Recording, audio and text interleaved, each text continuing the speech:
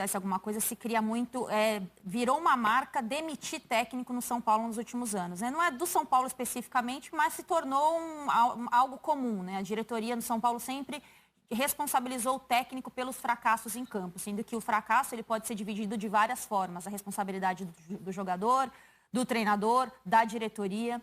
E dessa vez tem uma avaliação, essa é uma apuração do André Hernan, né? A gente ficou batendo bola agora antes do troca, sobre a permanência do trabalho do Diniz. E eu acho que a gente tem que também não normalizar a derrota, mas interpretar de qual forma essa derrota tem acontecido. Porque se falou durante muito tempo, e eu falei muito sobre isso, em vários programas nos últimos anos, sobre a deficiência que tem as diretorias de futebol no Brasil de avaliar trabalho de técnico. Porque, geralmente o dirigente, ou dirigente em si, ele não é o cara do campo e bola, né? Tem ali o diretor de futebol, mas o presidente, o vice-presidente, não é o cara do campo e bola. E aí vai lá e demite o treinador porque é mais fácil trocar o técnico do que trocar todo o elenco. Só que o São Paulo já trocou muito o elenco. Está todo ano justificando contratações. Não, porque o time agora tem que ter pegada, tem que ter o espírito vitorioso, tem que ter um vestiário mais controlado. Aí trouxe o Diniz, que é um técnico de ideias consistentes, e aí tem as falhas de campo, que claro tem a responsabilidade do treinador, mas também tem a dos jogadores, e agora a avaliação da diretoria, que é a manutenção do trabalho do Fernando, independentemente dos resultados, pelo menos esse início de semana começa pensando dessa forma. E tem uma outra coisa também dentro do São Paulo, que é a questão financeira. Mandar técnico embora, no caso do Fernando, e pensar num outro técnico, custa. E o São Paulo não pode gastar dinheiro. Então até isso o planejamento dos clubes tem que se pensar, e é algo que não se pensa no futebol brasileiro. Então tem um custo para você mandar embora e tem um custo para você contratar. Porque aí vem um técnico, uma comissão técnica cara. Então, pela manutenção e para não gastar, um time que trocou muito de técnico, nesse momento, pelo menos pode ser que mude amanhã ou em 24 horas, a permanência do Fernando Diniz é a palavra de ordem. E aí você tem que avaliar se as derrotas, o peso que tem para cada uma dessas partes envolvidas, porque não é só a culpa do treinador e também não só de o jogador A ou o jogador B.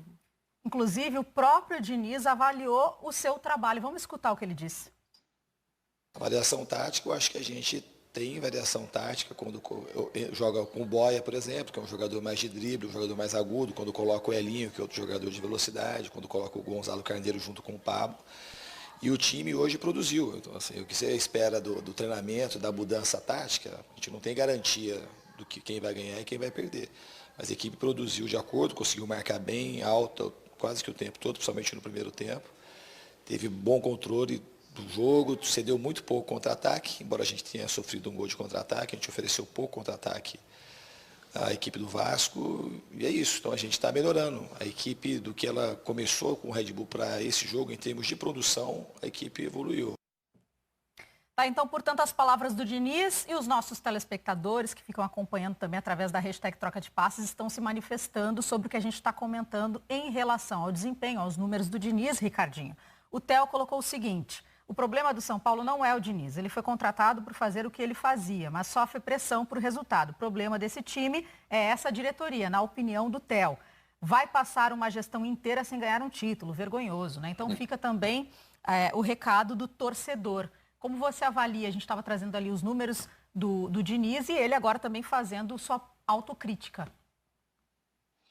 Então, eu acho que o trabalho do Diniz, como eu te disse, o São Paulo tem uma forma de jogar, tem variações nessa forma de jogar, é um time treinado, isso é nítido, né? Quem acompanha os jogos do São Paulo, enfim, gosta de futebol, sabe que o São Paulo é um time que tem velocidade, tem trabalho de bola, cria oportunidades no jogo, como aconteceu hoje, no jogo do Vasco.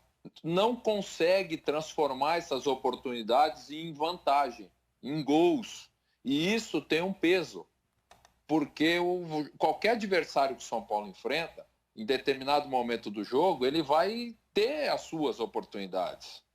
Né? E os erros que o São Paulo comete, às vezes, principalmente na parte defensiva, custam caro, custam resultado. Então, assim, a gente analisa o trabalho do Diniz, mas o essencial que todos nós sabemos em relação ao futebol, e principalmente ao São Paulo, nesse momento que a gente sabe que vai ter eleição e a questão política no São Paulo é muito forte, é o resultado. O Diniz precisa de resultado. Você vê que por exemplo, hoje, com essa derrota, vai ter novamente uma pressão, vai ter novamente o pessoal incomodando a diretoria, o presidente, aquele pessoal, o conselheiro ligando e tumultuando, como sempre acontece.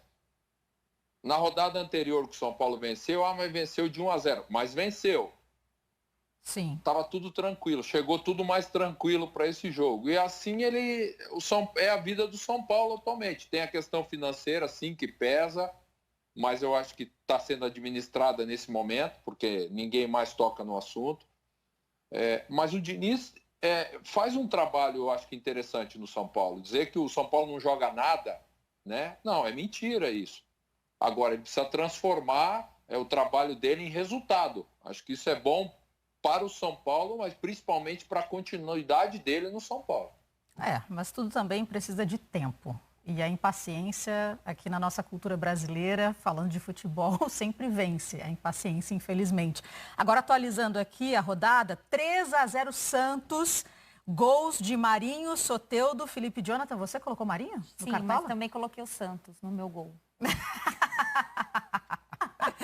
Atlético não fez nenhum ainda. E Fortaleza e Botafogo, fim de jogo, 0-0. Inclusive, daqui a pouquinho a gente vai falar com o Bruno Souza, que narrou essa partida, e o nosso comentarista PVC também vão trazer os detalhes desse jogo. A gente faz um breve intervalo e na volta, portanto, mais Campeonato Brasileiro para vocês.